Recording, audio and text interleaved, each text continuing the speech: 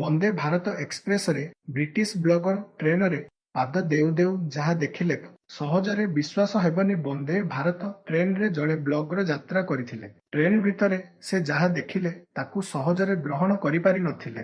ତାପରେ ବନ୍ଦେ ଭାରତ ଟ୍ରେନରେ ଜଣେ ବ୍ଲଗର ଯାତ୍ରା କରିଥିଲେ। ଟ୍ରେନ ଭିତରେ ସେ ଯାହା ଦେଖିଲେ ତାକୁ ସହଜରେ ଗ୍ରହଣ କରିପାରି ନଥିଲେ। ତାପରେ ବର୍ତ୍ତମାନ ଦେଶର ସବୁଠାରୁ ବିଳାସପୂର୍ଣ୍ଣ ଟ୍ରେନ ହେଉଛି ବନ୍ଦେ ଭାରତ ଏକ୍ସପ୍ରେସ। ଏହି ଟ୍ରେନରେ ଯାତ୍ରା କରିବା ସମସ୍ତଙ୍କ ପାଇଁ ପ୍ରାୟ ଏକ ସ୍ୱପ୍ନ ସାକାର ହେବା ପରିର। ପ୍ରକୃତରେ ଏହି ବନ୍ଦେ ଭାରତ ଟ୍ରେନର ଗତି ଓ ଉତ୍କୃଷ୍ଟ ସୁବିଧା ଏହାକୁ ଦେଶର ପ୍ରିମିୟମ ଟ୍ରେନରେ ପରିଣତ କରିଛି। ଯାତ୍ରୀମାନଙ୍କର ସବୁଠାରୁ ପ୍ରିୟ ଟ୍ରେନ ହେଉଛି ବନ୍ଦେ ଭାରତର। ଏହାର ମହାନ ସୁବିଧା ଏବଂ ଦ୍ରୁତ ଗତି ଯୋଗୁଁ ଏହି ଟ୍ରେନ ଅଧିକାଂଶ ରୁଖରେ ସମ୍ପୂର୍ଣ୍ଣ ବୁକ ହୋଇଯାଏ। କେବଳ ଭାରତୀୟ ନୁହେଁ ବରଂ ବିଦେଶୀମାନେ ମଧ୍ୟ ଏହି ଟ୍ରେନକୁ ପ୍ରଶଂସା କରୁଛନ୍ତି।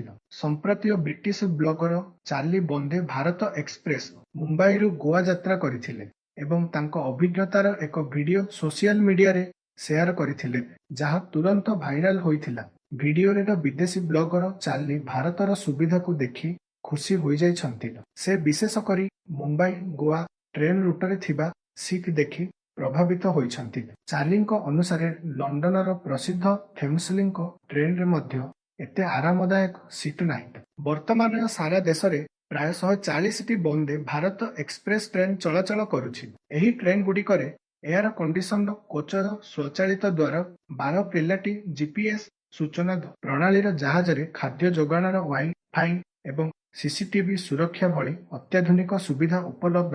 ଏହି ସୁବିଧାଗୁଡ଼ିକ ଯାତ୍ରୀମାନଙ୍କୁ ଏକ ପ୍ରିମିୟମ ଏବଂ ଆରାମଦାୟକ ଅନୁଭୂତି ପ୍ରଦାନ କରେ, ଯାହା ପୂର୍ବ ସାଧାରଣ ଟ୍ରେନଗୁଡ଼ିକରେ ସମ୍ଭବ ନଥିଲା।